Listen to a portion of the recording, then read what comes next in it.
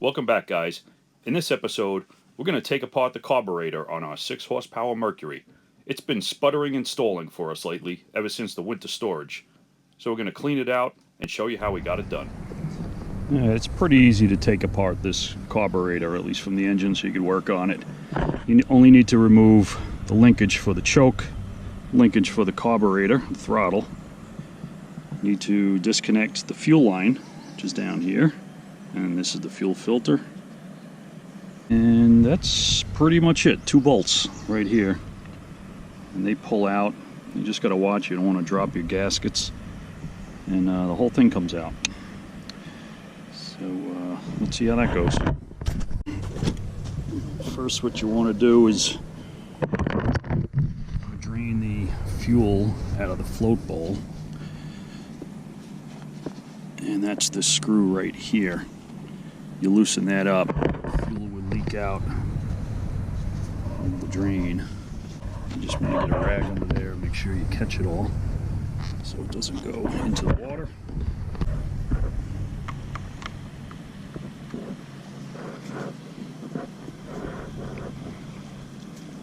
It's good to do this also at the end of the season, which I forgot to do. And that might be why I'm having some of this problem. But you drain out that old fuel and any contaminants at the bottom of the float bowl. You don't have to take the screw all the way out, just loosen it up. Alright, next we want to take this fuel filter off, which is easy with some pliers.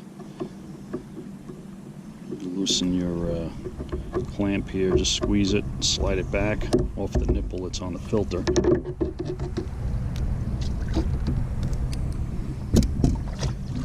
Just twist it off.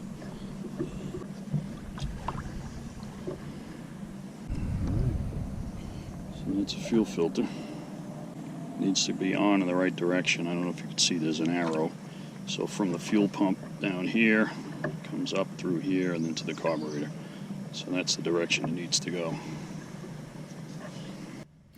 Next up, we remove the 2 bolts that hold the carburetor onto the engine. Be careful not to lose any of the parts, and don't drop that bushing. The rear bolt's a little more difficult to get to. You may need a long screwdriver to reach in the back. Right.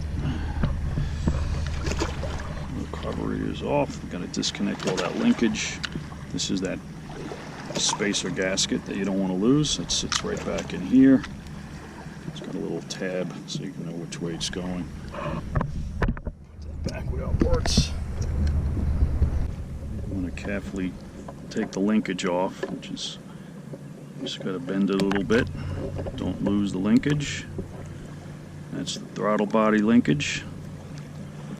And then you have the choke here in the back by the air filter.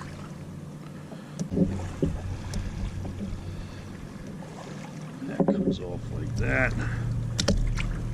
And then you have these 2 fuel drain hoses. They just go down into the cowl of the engine housing. So there's your carburetor. So let's clean that up a bit. I'm going to take this float bowl assembly apart so we could clean out all the jets inside. This is the bottom of the carburetor.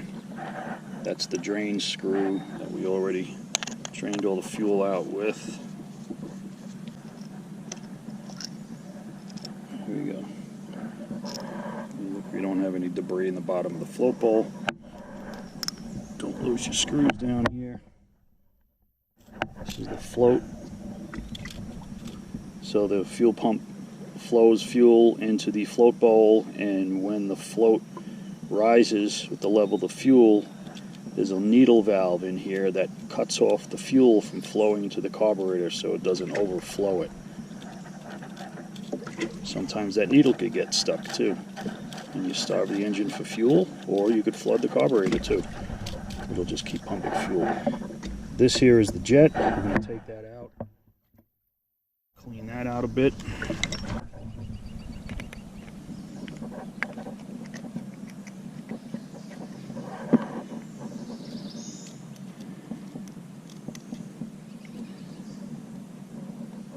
Make sure this plug is not clogged.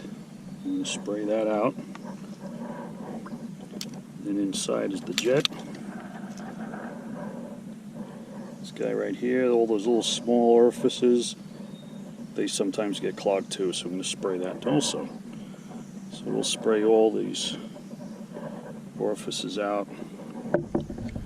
We're going to do the same thing with the jet up on the top side, which is this screw right here.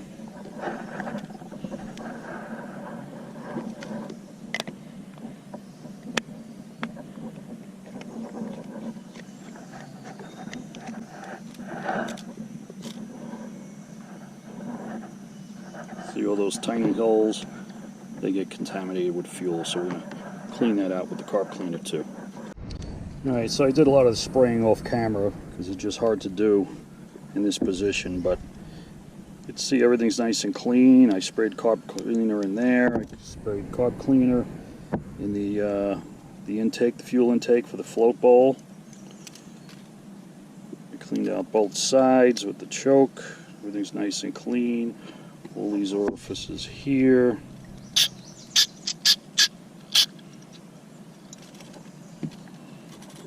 Clean out the bowl itself.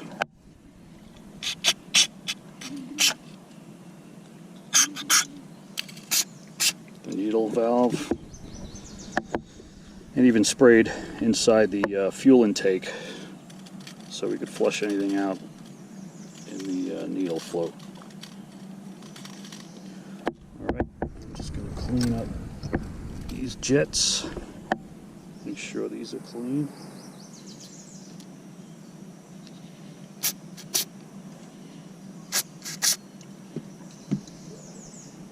Hold them up to the light and you could see the sun shining through it. This guy too.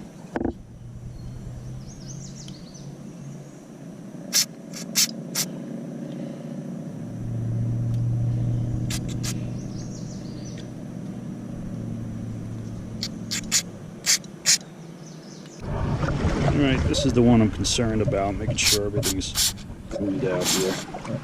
Alright, let's put this all back together now. Yeah, first I'm going to just put all the jets back in so we don't lose them. This little guy up top.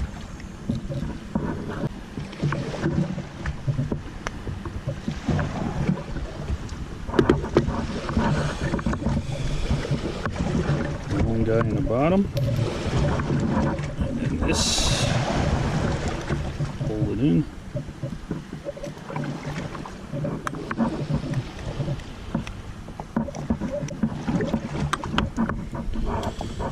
Alright, let's put the float bowl back on. And make sure you get it in the right direction. The drain screw points towards the fuel line.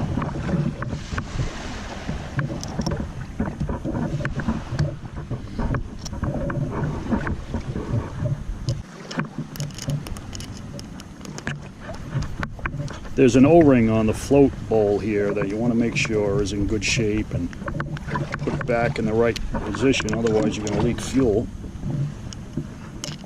Snug those up.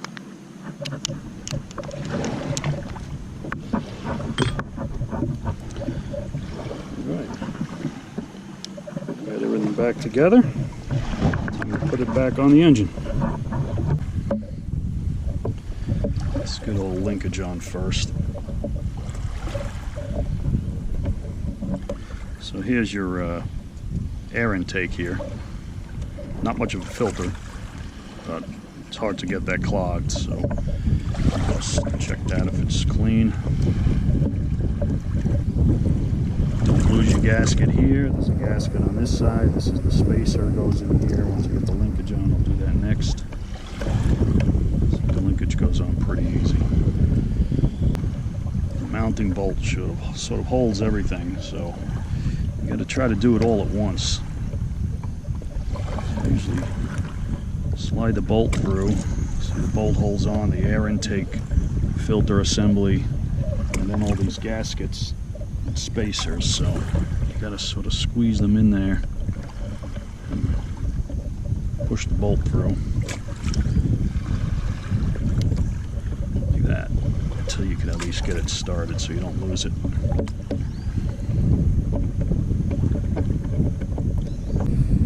Gotta watch this little bushing here that just acts as a spacer for the bolt. You don't want to lose that. Get the back bolt on. Snug these up. Alright. Check the linkages, make sure they're all not bound up anywhere. These hoses, they just go underneath. There's a little drain hole at the bottom here. Usually just stick them through there in case they need to drain. Alright, next we'll put the fuel filter back on. Need 2 hands for that. Alright, we got the carburetor back together. Let's tighten up that screw.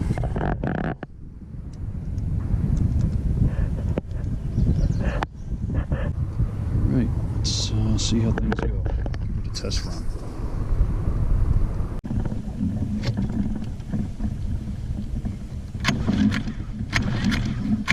Getting the motor started after draining it of all the fuel takes some doing. You need to get fuel back through the fuel filter and fill up the float bowl before the carburetor could get any fuel. So that takes some doing. But she started up eventually.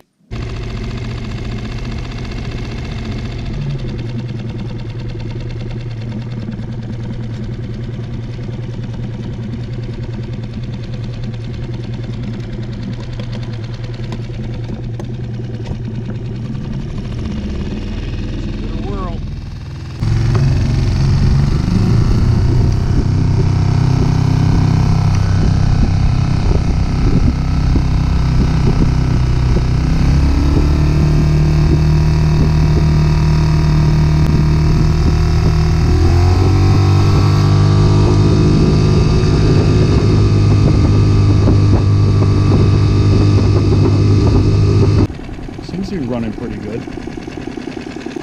Give it some more test runs.